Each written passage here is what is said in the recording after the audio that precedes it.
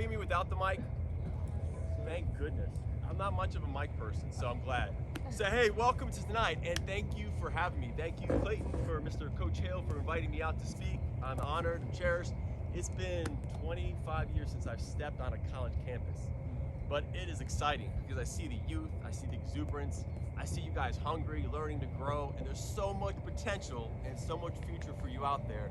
It's an exciting time, an exciting season in life. So look, in a race, when you run a race and you're running, everyone runs in that race.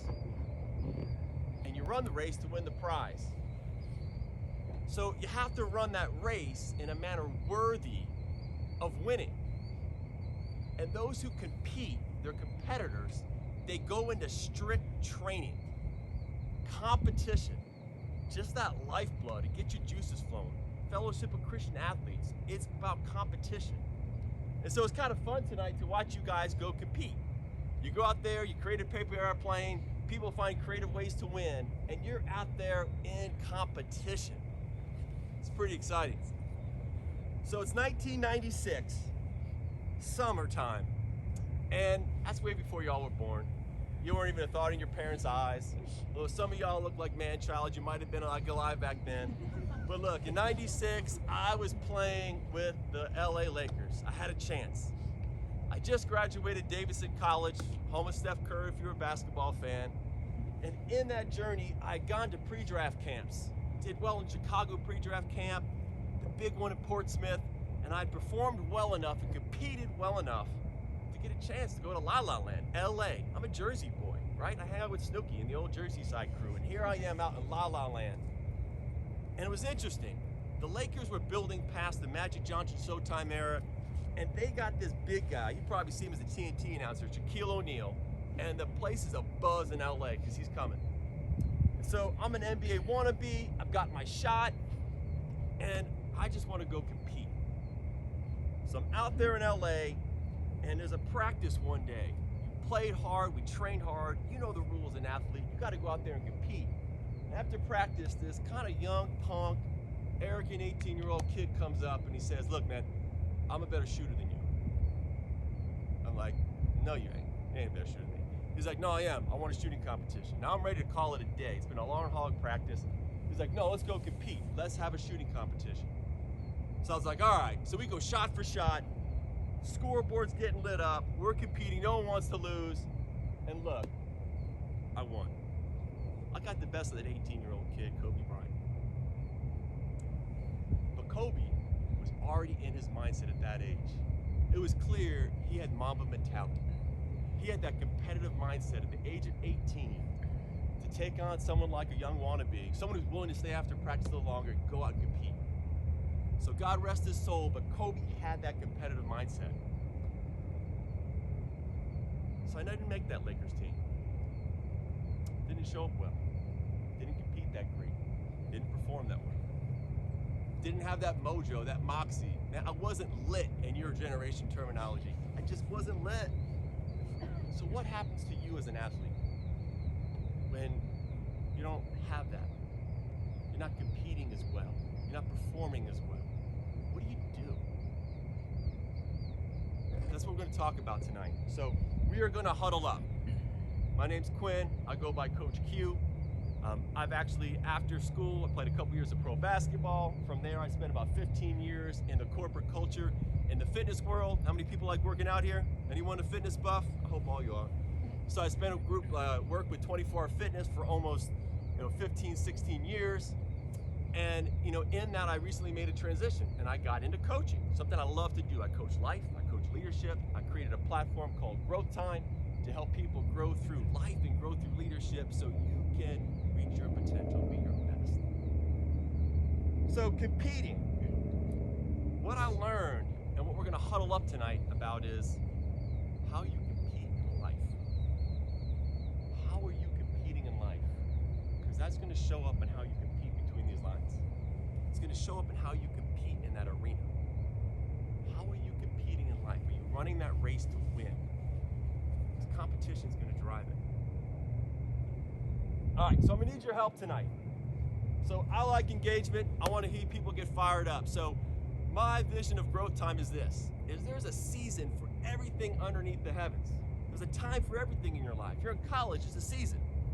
Season for love, for hate, for war. There's a season of peace, the time to build up and tear down. But there's one season God is always in. And I call him the great growth coach because he's consistently impacting your growth. There's one season he's always in. Do you know what time he's always in? Say it again. This one?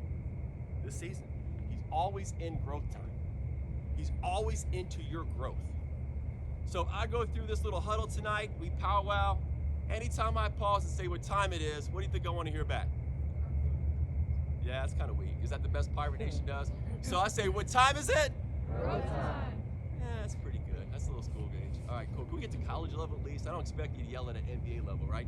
But what time is it? Growth time. That's a little better, right? So what's the best thing about college? What's the best thing for you about college? Friends I made. Friends you make. What's the best thing about college you're enjoying so far? Just New experiences? What do you enjoy about college? Friends and new experiences, okay? And yeah, like people don't look at you at this point, right? They put their heads down. They don't want to, like, am I going to call on? What are you enjoying about college front row? Yeah, everything like new. New, right? How many people like the fact about college is that you've got freedom?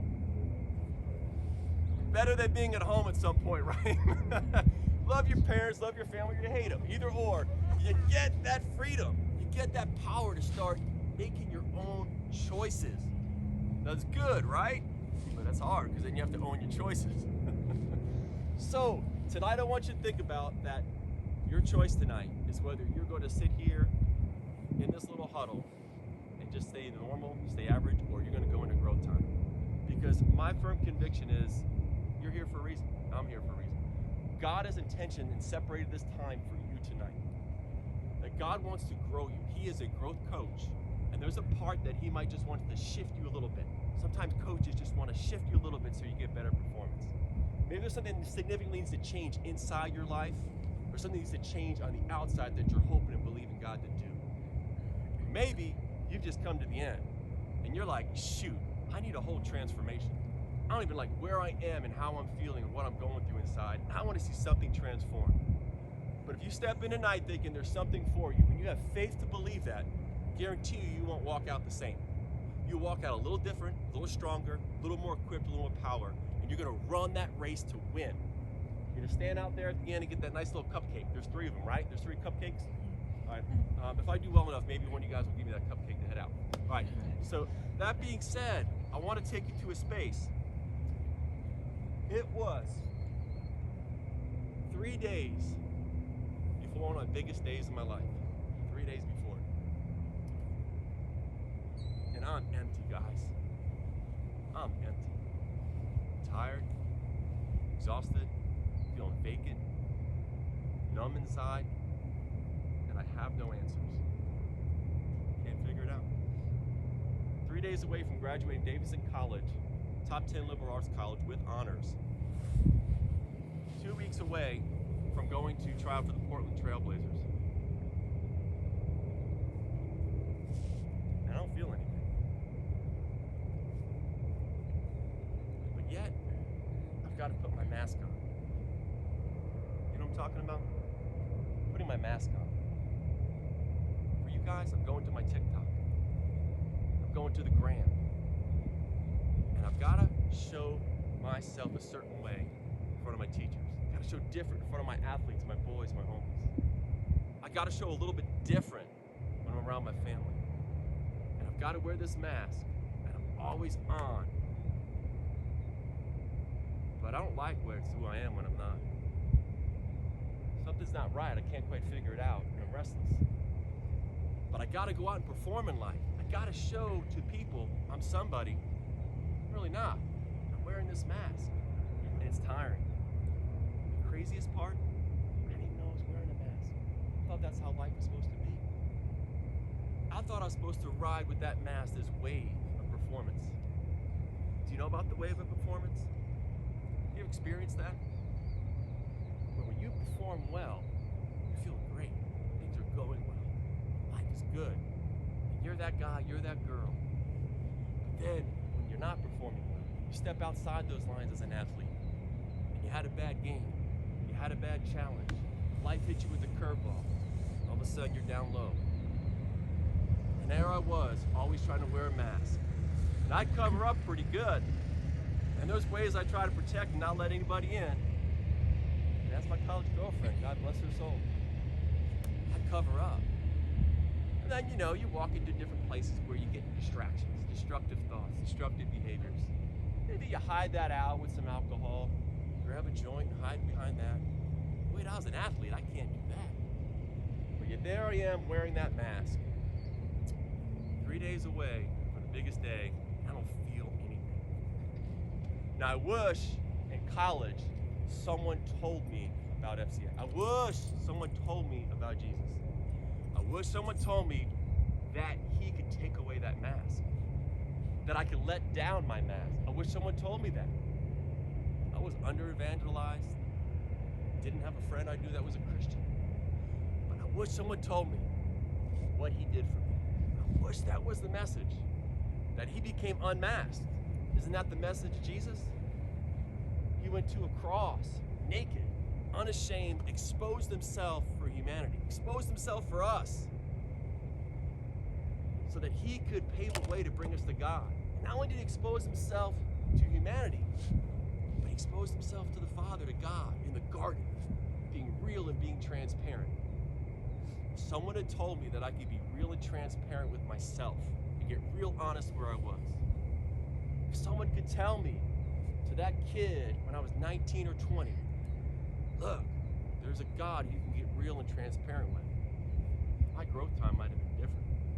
My learning curve might have been changed. But yet there I was, in that spot, in that space. I needed some growth time. My season had to get ripened up. I needed to see something change. How many people can identify with wearing masks? People can identify sometimes just getting over, riding the wave of performance. And you're just like, dang it, I'm tired of feeling this way when it doesn't go well. It's been there. I want to give you a thought. 2 Corinthians chapter 3 gives this picture of the story of Moses. And it talks to him real quick about Moses wearing this veil. And at the time, the children of Israel, the people he was leading, his followers, they would come out and they would go meet with Moses, but they couldn't look at him. They had to put a veil over his face. Because the glory of that man's walk and that man spending time in the presence of God shone so bright, they couldn't contain it, they couldn't see it, they couldn't embrace it. They were masked. And then in that story, where it wasn't about performance, it was about connecting through being transparent, just being vulnerable with God, being vulnerable with others. There was a place of liberty where Christ could tear down that veil, where that Christ then gives us that choice to say that veil that separates us, that won't let us into that glory, that won't let us into that transparency that we crave and need. It's torn away. We can enter in. Pretty amazing message right there. What time is it? Growth time. Growth time in there. Transparency. This is the thought with it. Transparent with yourself. Take off that mask to yourself. It's the hardest thing you're ever going to do. Just get real with yourself and where you're at. Real with that. Real with your decisions where you're at. It's the hardest one you're going to do. Second, you got to get real with God. You got to get transparent. You got to be willing to take off that mask and say, God, this is really where I am. Number 3, you're in fellowship. How many friends do you have that you're willing to get honest and say, hey man, this is really where I'm at.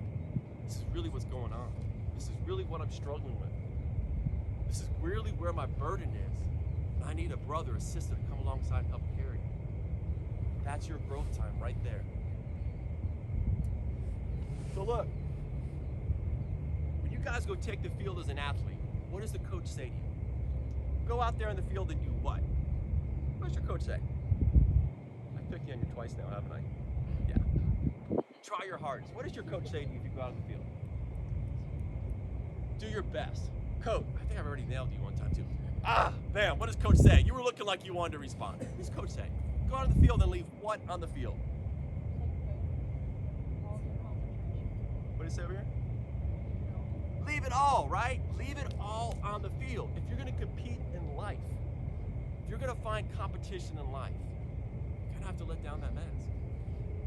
And then you're going to have to leave it all. You're going to have to leave and deal with your heart. See, here's the simple truth. It's hard. I wish it was easy. We live in a society and culture where truth can be very skewed, right? You guys are growing up in a political culture that was crazy and beyond what I've ever experienced in societal times. But look, here's the truth. God chases after your heart. God chases after it. God chases it after again, and he shows you he chases after his heart through Jesus. You're going to spend your life choosing how long it's going to take before you surrender your heart. Surrender everything to Christ.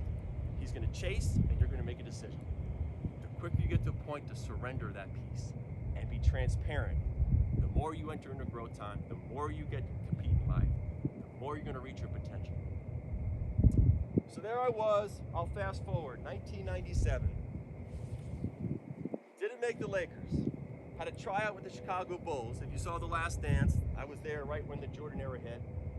I think if they had me, they might have won 73 games, but okay, whatever, give or take. Could have happened. Didn't make the Bulls. No one wanted me. And I'm in the minor leagues. Omaha, Nebraska. Anyone ever been to Omaha? God bless your soul, okay? Look, it is cold as a witch's nose up in there, and you don't want to ever go there. And the neighboring town we stayed in was a broke-down hotel called Council Bluffs Marriott. And it wasn't even Marriott. I don't know what is it, Motel 8, whatever it was. We lived there. You are in an island out there.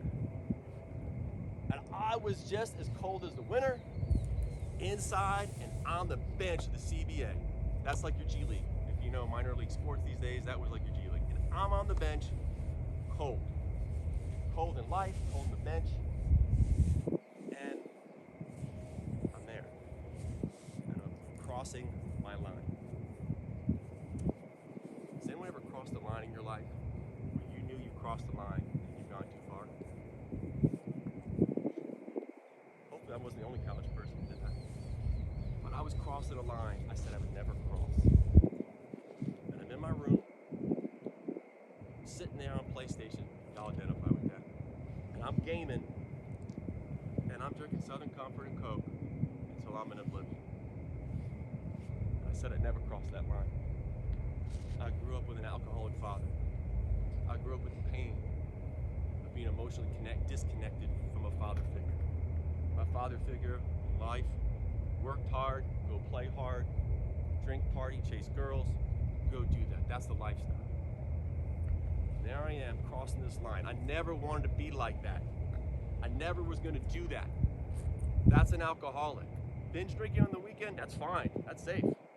Going out to party, that's cool. That's safe. But now crossing that line, sitting there in that room, drinking alone, I crossed the line. I was empty.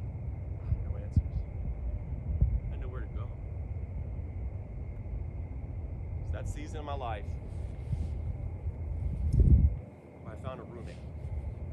Came to me. We started to room together on the road. This dude grew up in Compton. So, y'all know Straight Outta Compton? Y'all seen the movie? Y'all shouldn't have watched it. It was rated R. It's bad, okay? It's terrible. It's awful. Okay, repent. No, I'm just kidding.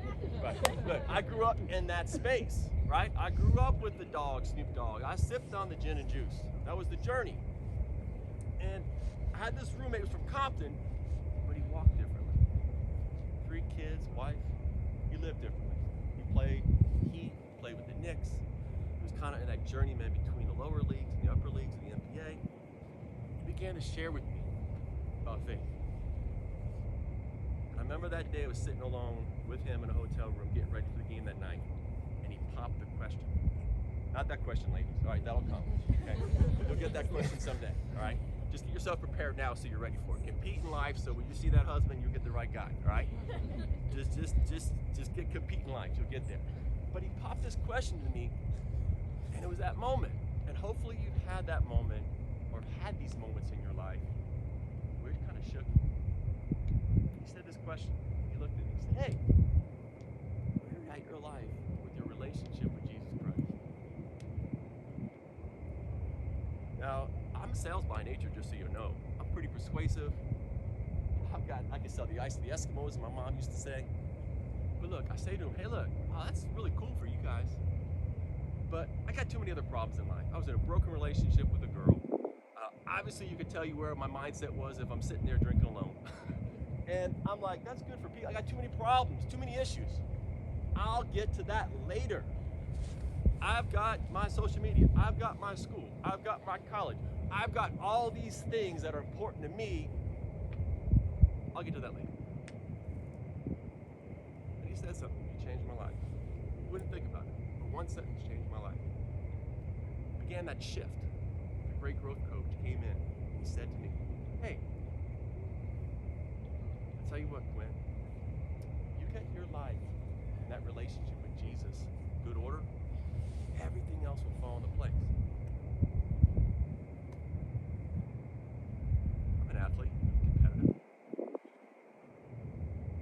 But it hit me. Why did I think I was so wise? That was it. Maybe I'm going about life the wrong way. 22 years old, and I'm thinking, maybe I don't know jack. Turns out it was true. I didn't. But there I was, and I said, oh my goodness, I just don't know. Now I'm a biology major, pre-med student, and I'm like thinking, gosh, I'm focused on the future, and I'm like, here I need to go. I've been taught evolution, I've been taught I just don't know. And that became my problem. I just didn't know.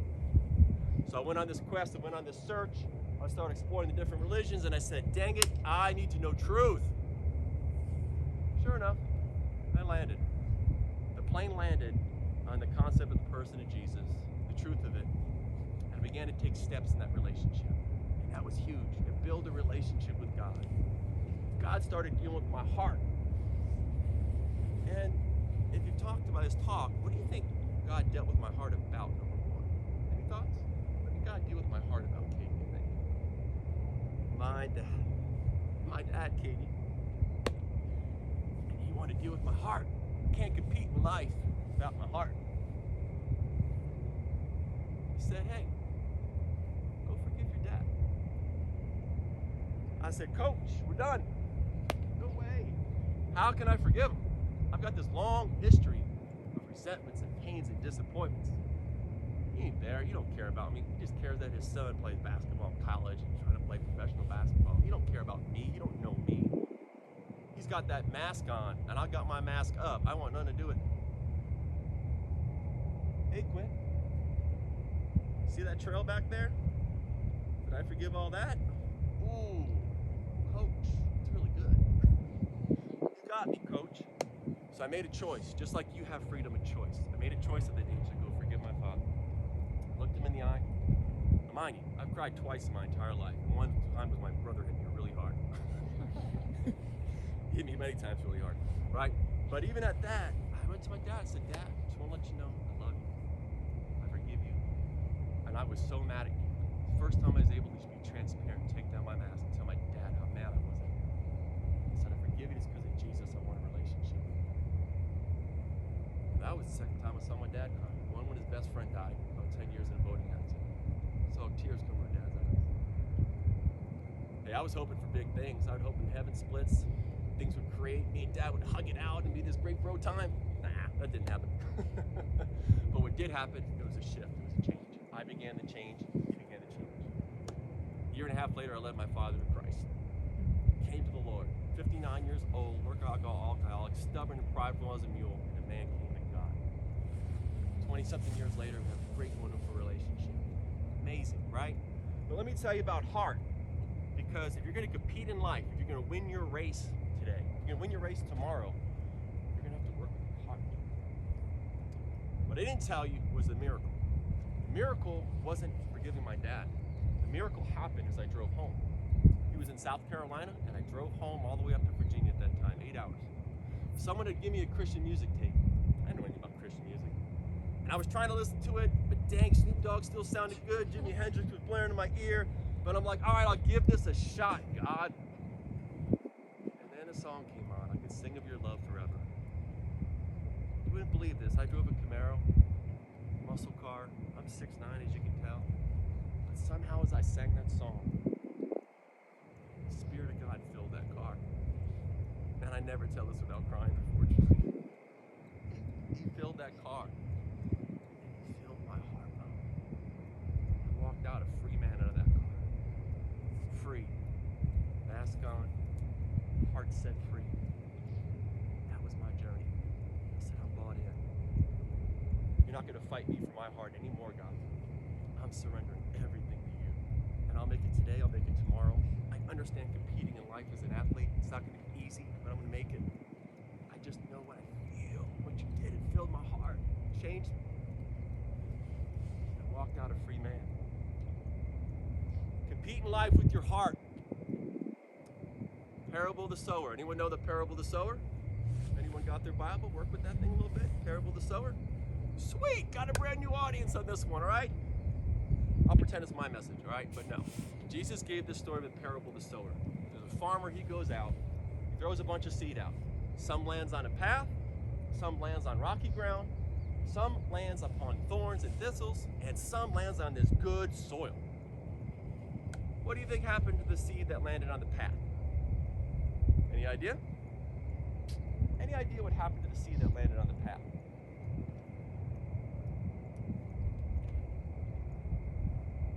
Ooh, close. Yeah? What happened to the seed in the path? Do you know? It didn't grow. You know why? Because it wasn't stinking planted. The birds of the air took that seed, carried it off. Nothing happened. Didn't compete in life. Lost. Now the ones that fell on rocky soil, what do you think happened to the one on rocky soil? That seed. Well, kind of. It sprouted up.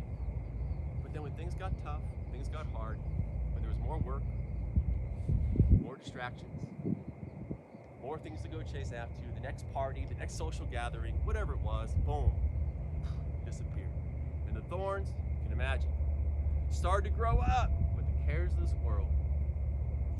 Life, money, success, fame, meeting your basic needs, boyfriends, girlfriends, whatever it may be, began to choke that. But now the one that fell on good soil, this is where it gets cool, because athletes love this concept. The one that fell on good soil, a good heart, clean, strong heart, willing and open. It sprouted up and returned to fold, 30, 60, 100-fold.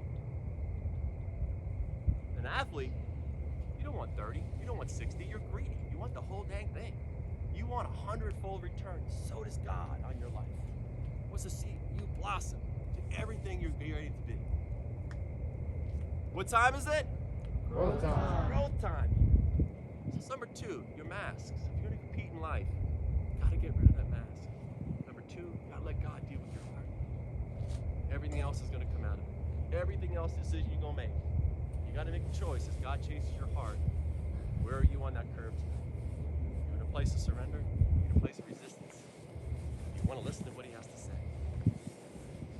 My college coach, legendary college coach, Bob McKillop. He's coached at Davidson College for almost 30 years now. Winning his record, great small school coach, coached a lot of great players, Steph Curry as I mentioned. He used to tell me this. Well, let me rewind a little quick. What does your coach tell you? Like, what are some of the things coach says that you laugh about behind everyone's back when they leave? And you're like, oh, coach always says this. What does coach say? Anything? Coach say? You got something. You're giggling. You're like looking at your friend like, oh yeah, we get on coach. What do you say? What did you say? That's what the coach says. That's the coach's message. Join the gym. What's sometimes your coach's message? Same coach. Yeah, same. There's so many? But I can't think of anything. Yeah, you're on the spot, right? It's like bright lights. Be well. Namaste. Okay. All right. What does coach say to you typically? What do your coaches say? Run fast, turn left. Run fast, turn left. And what about your guys' coach? What do they say? What is that? Be intentional. Be intentional. I like that one. All right. So coaches, you'll develop sayings. My college coach was from New York. He was a New Yorker, and he was raw and rugged. And dude used to say, Quinn, stop being soft like vanilla ice cream. I want boysenberry. You're too soft. Okay? Hey, I want to catch you competing out there, Quinn. Hey, do the little things. Just do the little things again and again. Right? I want to catch you working out when no one's looking.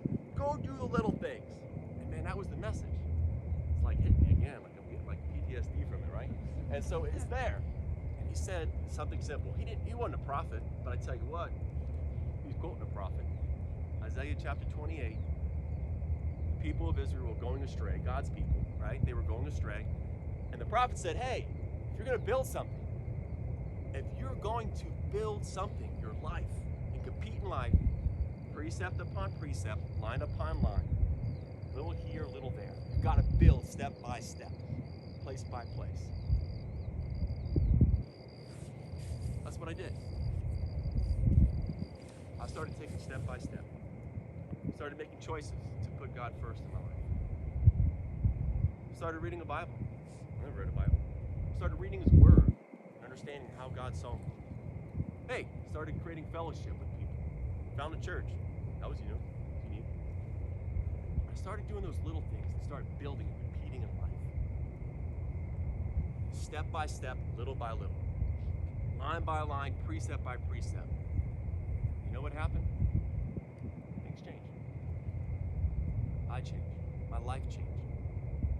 What was amazing too is when you look what happens in competing in life, it transferred to competing in the lines.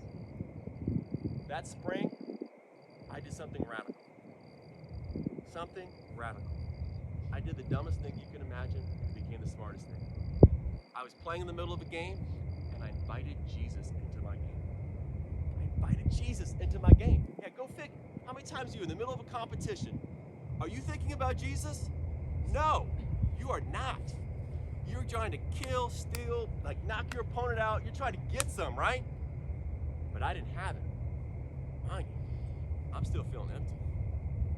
Wasn't lit, didn't have that feeling. And I did the dumbest thing, became the smartest thing. I invited Jesus into my game. Middle of the game, I said, Jesus, I don't got this, man. I can't even show for my teammates. I just ain't feeling it. You know what I'm saying? I don't think y'all ever just not feel it? Yeah, like right now you're probably not feeling other than cold, right? You're like, dang, it's chilly, right? People huddling up, like light a bonfire. You're not feeling it. And I said, oh goodness. And he came into that moment, which was awesome. It was one of the best games of my life. And I felt his presence come in as I went out and competed on the performance lines within the game. And the cool part about the story is within 3 months, I went from being cold in Omaha to starting on that team in the playoffs to getting invited to a top 20 showcase, and the summer getting an opportunity to go play with the Milwaukee Bucks. You guys probably remember Ray Allen, a few of you, right? You might be old enough. Got a chance to go play with the Milwaukee Bucks in the summer league. And now things are different. I'm showing up now to compete. 1 year later, my talent didn't improve that much, but I learned how to compete in life. I learned what winning looked like in life. And it was showing up on those lines. It was showing up within the game. A month and a half after that, I signed my first NBA contract with the LA Clippers. That sounds cool today, but the Clippers back then were the worst franchise in the century's history. But it's still cool to say it, right? But that's the message I want you to think about tonight. That's the message of growth time. Is thinking, where is that your growth tonight going to happen? Do you need to let down your mask? Do you need to get real and transparent with God in a moment? Say you're pissed, you're angry, you're upset? Do you need to get exposed? Do you need to say, hey, look, man, I've been doing some dumb, stupid things, and I'm making some choices in my own freedom, and they're not really serving me well. They're not helping my relationships. They're causing me to go down a bad path, slowly. I'm crossing lines. Is it your heart? You need to say, God, deal with my heart. Open up my heart just to hear your voice so I can follow. I'm ready now. I'm good. I've tasted the world. I've tasted my freedom. And it's cool. And it's not enough to fill me up. It's not making me wake up each day thinking, this is it. I've got life. Do you need to take those little steps? Line upon line. Precept upon precept. Do you need to tell your girlfriends tonight, hey, I can't hang out. I'm spending time with God. Say, what? What you doing, girl? No, come on to the party. What you doing? We gotta get our nails done up in here. What's going on? Gotta make those choices. Line upon line, precept upon precept. What do you need tonight? Where is God speaking to you to say, oh, that's my growth time. That's my space. That's my place. So I want you to think about that. I don't know how you guys wrap up. Katie, I don't know if you come up and talk. I'd be happy to. I'd love to pray for you, everybody, if that's cool, or if that's part of your journey. That's me, but pointing to me. It's my growth time now. I got you. Okay, cool. All right. So I'm going to offer that up as a thought. You know, and before I kind of wrap up in that prayer thought, I will share with you part of my own journey is, like I said, starting a coaching platform, coaching life and leadership. If it interests you, look, I created a free 1-year journey. 1 year, probably the best growth you'll ever get. Some of the framework of what I've learned over 20 years of how to grow through life and leadership.